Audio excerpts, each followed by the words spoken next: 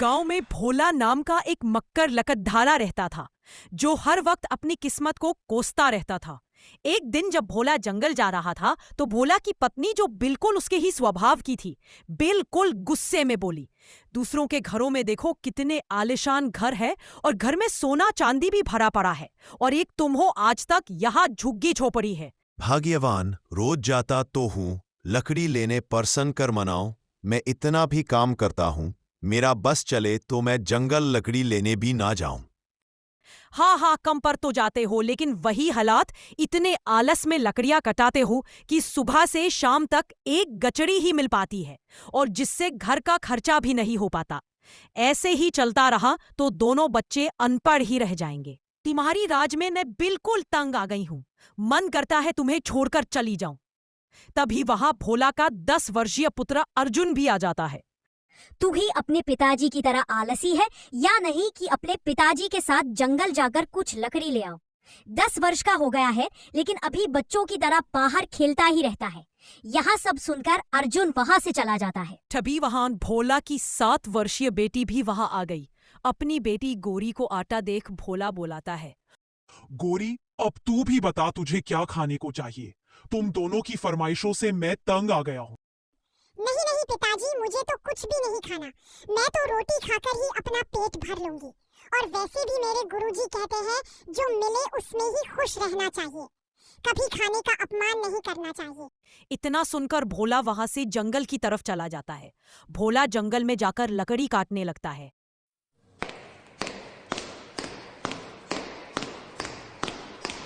तभी लकड़ी कटाते कटाते भोला बड़ा ही थक जाता है और जाकर एक पेड़ की छाव में बैठ जाता है। तभी भोला को किसी की रोने की आवाज आती है। मेरे पिताजी माँ जी, मैं अकेला कैसे रहूंगा? तभी यहाँ कोई भी नहीं जो मेरी बात सुन सके। मैं कहाँ जाऊँ? पर यह आवाज कहाँ से आ रही है? लगता है कोई बच्चा जंगल में खो गया है, तभी इतना रो रहा है। मुझे देखना पड़ेगा कि आखिर कौन है जो जंगल में फंस गया है। बच्चे की आवाज सुनकर भोला जंगल से उठकर दूसरे रास्ते पर चल देता है और जाकर देखता है कि पेड़ के नीचे एक बच्चा अकेला बैठा रो रहा है। भोला उसी बच्चे के पास जाता है और उसे बोलने लगता है, और बेटा, तुम्हें क्या हुआ? तुम क्यों इतनी जोर जोर से ओ रहे हो? और तुम्हारे माता पिता कहाँ है? मेरे माता पिता इस दुनिया में नहीं रहे। मैं अपने माता पिता के साथ जंगल में कुछ लकड़ियाँ लेने आया था, लेकिन जंगल में शेर को देखकर मेरे माता पिता ने मुझे पेड़ पर बिठा दिया और मेरे माता पिता जी को शेर ने खा लिया है। मैं इसीलिए रो रहा हूँ। अब मेरा इस दुनिया में कोई नहीं रहा। अब मैं कहाँ जाऊँगा? अरे, तुम्हारे साथ तो बहुत गलत हुआ है। क्या तुम्हारे रिश्तेदार नहीं है? इतना बोलकर भोला सोचने लगता है और मन ही मन कहाने लगता है। यदि इस बच्चे को मैं अपने साथ ले जाऊंगा तो सारा काम मैं इस बच्चे से ही कराऊंगा, और यह बच्चा बड़ा होकर मुझे काम कर लाकर देगा, और पैसे भी। मेरा बेटा अर्जुन तो मेरी तरह आलसी है, वह कुछ करके तो मुझे देने वाला नहीं है। मेरे बुढ़ापे में यह लड़का ही मेरे काम आएगा। क्यों ना मैं इसे अपने साथ अपने घर ले जाऊं। अच्छा बेटा, तुम चिंता मत करो, तुम मेरे साथ मेरे घर चलो। आज से तुम मेरे साथ ही रहोगे। वैसे भी अब तुम्हारे माता पिता तो नहीं रहे, तुम कहाँ जाओगे? मुझे तुम पर बड़ी ही दया रही है।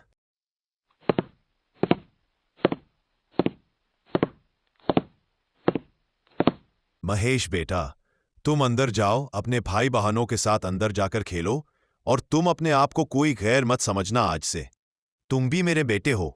जैसे मेरा बेटा अर्जुन, वैसे ही तुम हो। अरे भगवान, इतना मुंह फुलाकर क्यों खड़ी हो? मेरी बात ध्यान से सुनो। यह लड़का महेश मुझे जंगल में मिला है, और इसका इस दुनिया में कोई नहीं।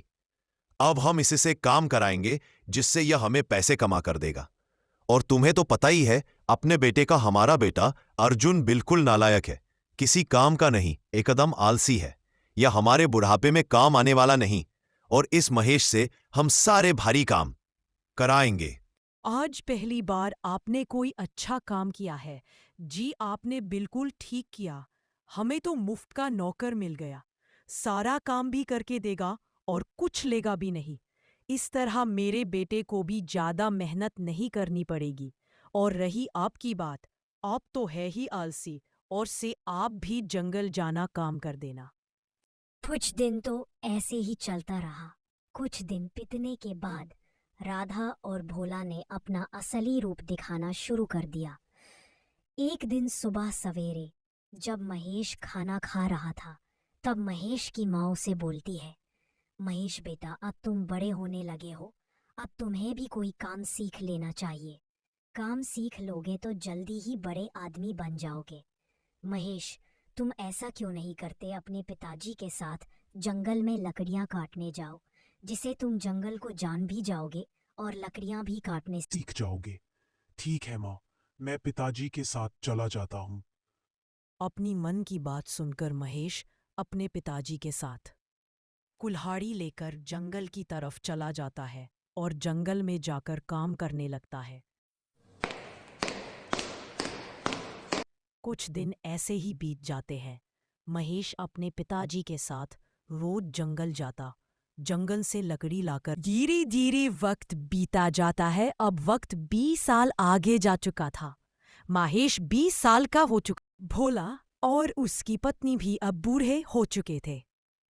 था एक दिन भोला और उसकी पत्नी कमरे में बैठे हुए बात कर रहे थे कि तभी भोला की पत्नी भोला से बुलाती है, अग्गा, अब हमारे पास पैसा है, मकान है, जेवर है, सब कुछ है, तो हम इस महेश को क्यों अपने साथ रखें?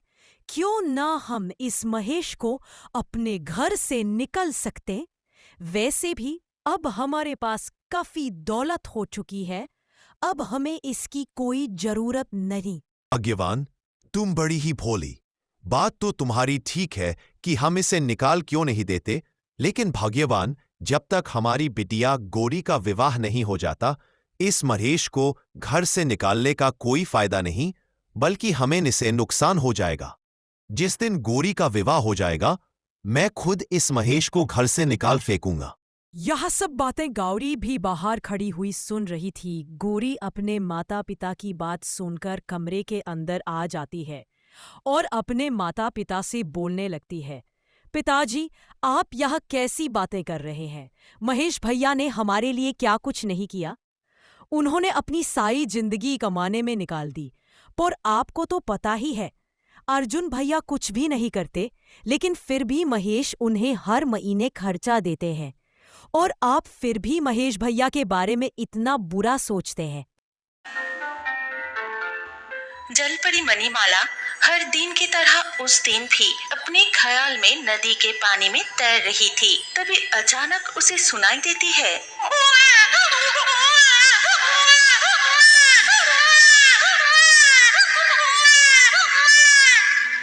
ये तो कोई छोटी बच्ची की रोने की आवाज लग रही है। इतनी रात को नदी किनारे छोटी बच्ची। इसके बाद जलपरी मणिमाला नदी के किनारे आके देखती है, अरे ये तो सच में एक छोटी बच्ची है। आहा, इसे इस तरह से यहाँ कौन छोड़ के चला गया? जलपरी नदी किनारे बैठ के बच्ची को गोद में उठाती है, उसे प्यार करती है, उसके माथे पे चुंबन करती है। बच्ची का रोना भी बंद हो गया था और इस तरह से पूरी रात बीत जाती है। फिर जब सुबह की पहली किरण निकल आई, तब वो बच्ची फिर से रोने लगती है। देखा, तू मिलते ही तुझे प्यार करते करते तेरी भूख के बारे में भूल ही गई थी। तब जलपरी मणिमाला प्रकृति देवी को स्मरण करती है और साथ ही साथ प्रकृति देवी वहाँ प्रकट होती है। हे प्रकृति देवी, ये बच्ची कल रात मुझे नदी किनारे मिली है। वो बहुत ही भूखी है और अब मैं क्या करूं, मैं समझ नहीं पा रही हूँ।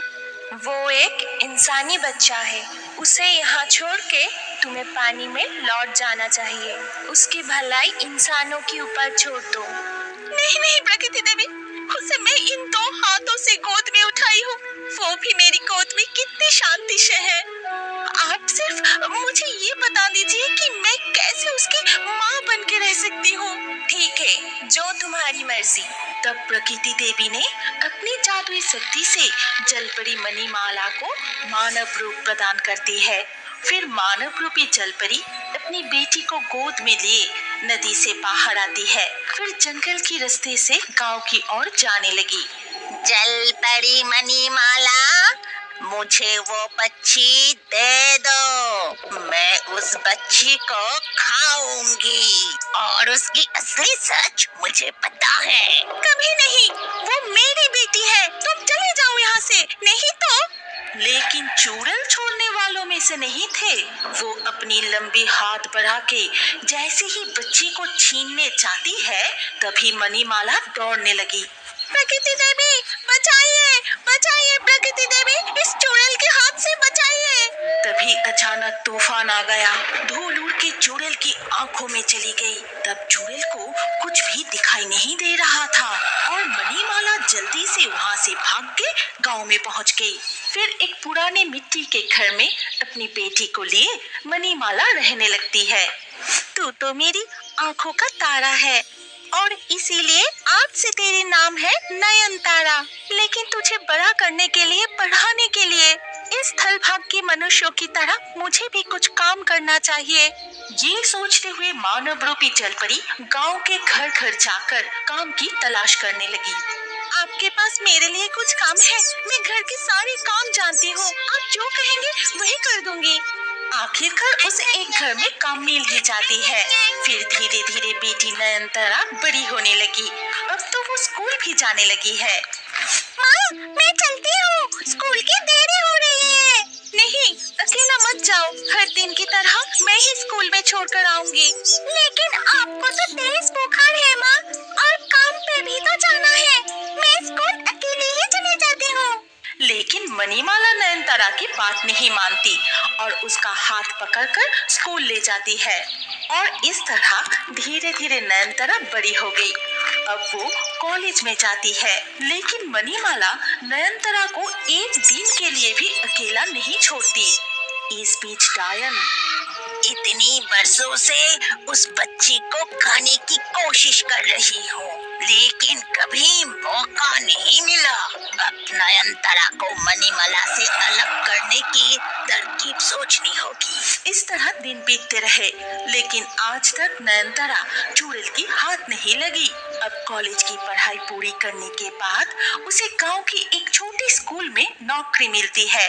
और पहले दिन जब वो काम पे जा रही थी, माँ, अब मैं बड़ी हो गई हूँ, नौकरी करने जा रही हूँ। क्या आज भी आप मुझे छोड़ने और लाने जाएंगे? तू समझ नहीं पा रही है, अगर तुझे कुछ हो गया तो मैं ही तुझे स्कूल में छोड़ने जाऊंगी और लेने भी आऊंगी। लेकिन ये पहली बार है जब नयनतारा अपनी माँ की बात नहीं मानी और जैसे ही वो अकेले घर से निकली, अरे वाह, इतने दिनों बाद मौका मिला है, लेकिन उसके सामने मुझे वेश बदल के जाना होगा। ये सोचकर वो चुड़ैल एक बूढ़ी औरत का भेष में नयनतारा के सामने आई।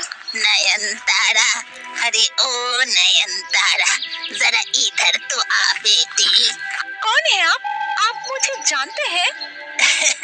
पहचानती हूँ ना, और तुम्हारे बारे में भी सब कुछ जानती हूँ, और इसीलिए तो बताने के लिए आई हूँ तुम्हारी बात। फिर चुड़ैल नयनतारा की असल परिचय की राज बताती है। ये भी बताती है कि मणिमाला उसे चुरा के जबरदस्ती अपने पास रखी है। और ये सुनकर नयनतारा को बहुत गुस्सा आ जाती है और वो सीधा घर जाकर माँ से अपनी असली परिचय के बारे में पूछता है। कहो माँ, क्या ये सारी बातें सच है? कहो मुझे। हाँ, ये सब कुछ सच है, लेकिन मैं चोरी नहीं की। नयनतारा वहाँ एक पल भी नहीं रुकी और सीधे अपनी असली माता पिता के पास चली गई। क्या रे, तू इतना बड़ा हो गया है, फिर भी कोई काम नहीं करता। माँ बीमार है, कोई चिंता नहीं तुझे, सिर्फ खाता है, घूमता है और सोता रहता है तू। अब जाइए यहाँ से, इतना भाषण देने की कोई जरूरत नहीं। जिस दिन तू और तेरी बहन जन्म ली थी, उस दिन तेरी बहन को मैं नदी किनारे छोड़ के आया था। अगर वो हमारे साथ होती तो हमारा जरूर ख्याल रखता। उस दिन कितनी बार माना की थी, आज समझ आ रहा है ना, लड़की कभी बोझ नहीं होती और लड़का हमेशा हीरा नहीं होता। ये सुनने के बाद नयनतारा रोती हुई वहाँ से चली जाती है और रास्ते में उसे फिर से वो बुढ़िया दिखाई दी। क्यों रे, देखा ना, तुझे कोई प्यार नहीं करता। अब मैं तुझे खाऊंगी, फिर तेरी ये जवानी खूबसूरती मुझे मिल जाएगी। ये कहते ही वो चुड़ैल की रूप धारण करती है। इधर तरफ नयनतारा की पीछा करते हुए उसकी माँ मणिमाला भी वहाँ पहुँच चुकी थी और वो चुड़ैल को देखते ही प्रकृति देवी को शरण करने लगी और साथ ही साथ आसमान से एक बिजली चुड़ैल के ऊपर गिरी और तभी चुड़ैल वहाँ ही मर गई। अब मुझे नदी में वापस लौटना पड़ेगा। क्यों माँ, आप मुझे इस तरह अकेले छोड़कर पानी में क्यों चले जाएंगे? प्रकृति देवी ने शर्त रखे थे, जिस दिन तुम्हें असलियत का पता चल जाएगा उसी दिन तुम्हें छोड़कर मुझे नदी में लौटना होगा। और अब तो तुम काबिल भी बन चुके हो, तुम्हें कोई तकलीफ नहीं होगी। मैं चलती हूँ। ये कह के जलपरी मणिमाला फिर से नदी में वापस चली गई। क्या अब बड़े होकर भी कार्टून देखना पसंद करते हैं? तो अपना नाम कमेंट करें और हमारे पिछले वीडियो से लाकी ड्रॉ में चुने गए नाम हैं शिरीषा, दीपाली, बिपिन, तनीषा, खुशबू, राहुल, धर्मपाल, पूर्णिमा, आयरा, श्याम, पीयूष, आंचल, मुस्कान। आप सुरक्षित नहीं हैं। नागराज को तुम्हारी मायावी शक्तियों का आवाज मिल चुका है और वो तुम्हें मुझसे छीनकर जरूर ले जाएगा। वो हमारा पीछा कर रहा है। तुम्हारा इस जल राज्य में रहना अब असंभव है। ये कहते हुए पत्तरानी बेटी को तालाब के ऊपर बड़े कमल के फूल पर छोड़ देती है।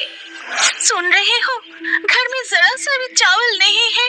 इस बार खेत में भी अच्छी फसल नहीं हुई। हाँ भाग्यवान, मैं बहुत ही चिंतित हूँ। ऐसा चलता रहा तो भूखा मरना पड़ेगा। तुम एक काम करो, उस कमल के तालाब में बहुत सारा पानी फल उगे हैं, लेकिन कांटे के डर से कोई वहाँ नहीं जाता। अगर तुम कुछ पानी फल तोड़कर बाजार में बेचोगे तो कुछ पैसे मिल सकते हैं। हाँ भाग्यवान, वही करता हूँ। देखते हैं कि कुछ पानी फल मिलता है कि नहीं। ये कहते हुए अजय कमल के तालाब के ओर जाता है। फिर पानी में उतरते ही सुनाई देता है, ये क्या? किसी बच्चे की रोने की आवाज। ये रोने की आवाज किस तरफ से आ रहा है? अजय आवाज का पीछा करके आगे बढ़ते ही देखा कि एक बड़े कमल के फूल पर एक प्यारी सी बच्ची रो रही है। इतनी बड़ी कमल की फूल और इसके ऊपर इतनी मासूम बच्ची को कौन छोड़ के चला गया? ठीक उसी वक्त तालाब के पानी से पद्दरानी निकल आती है। ये मेरी बेटी, इस तालाब के नीचे मेरा राज्य है, वहाँ ये सुरक्षित नहीं है, इसीलिए बेटी को तुम्हारे पास छोड़ रही हूँ।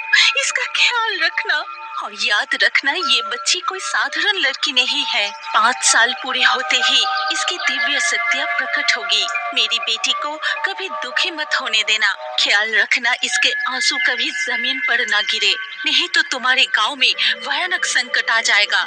ये कहकर पद्दरानी पानी के अंदर चली जाती है। तभी अजय बच्चे को लेकर घर लौट आता है। गीता, अरे ए गीता, किसको लाई देखो। भगवान हमारे घर किसे भेजा है? क्या हुआ? आज इतना खुश क्यों हो? कब को गए थे पानी फल तोड़ने? अभी लौटने का समय हुआ। अरे इतनी प्यारी बच्ची आपको कहाँ से मिला? इसकी पूरा शरीर मानो जैसे चमक रही है। सब कहता हूँ गीता, लेकिन उससे पहले तुम वादा करो कि तुम किसी को बताओगी नहीं। ठीक है बाबा, मैं वादा करती हूँ, कभी भी किसी को नहीं बताऊंगी। फिर अजय गीता को पूरी घटना खोल के बताता है।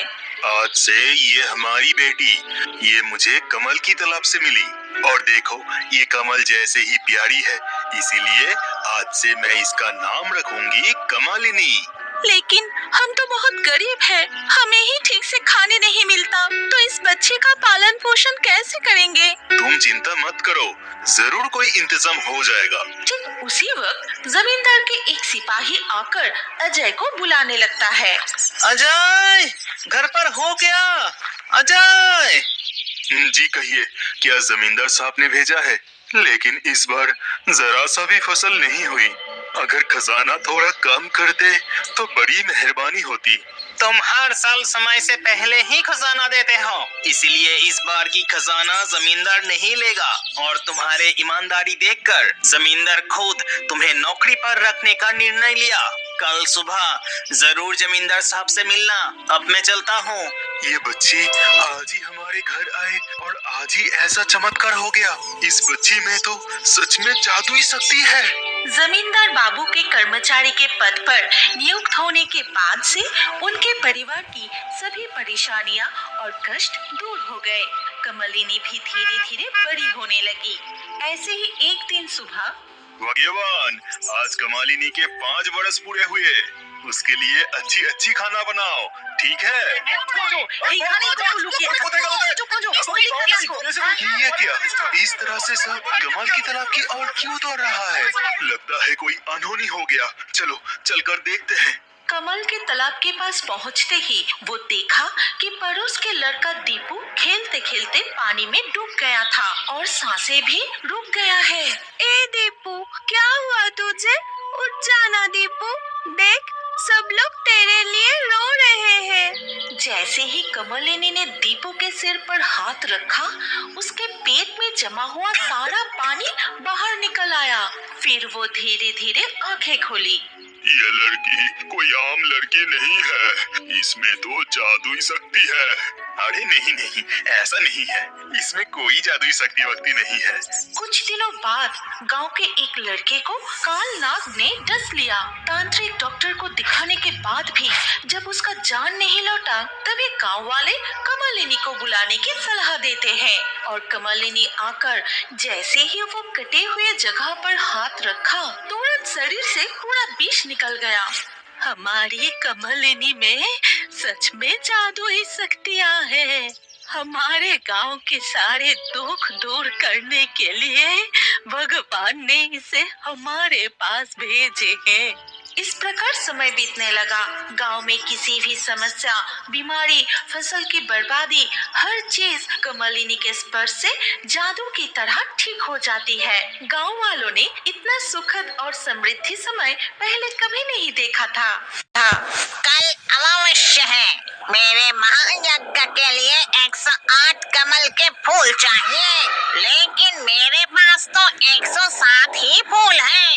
मुझे अभी एक फूल और लाना होगा। सुना था पास वाले गांव में एक बड़ा सा कमल की तालाब है। सुबह होने से पहले ही मुझे एक कमल की फूल लाना होगा। वो चुड़ैल एक बूढ़ी औरत का रूप धारण कर पास के गांव में कमल के तालाब का तलाश करने लगी।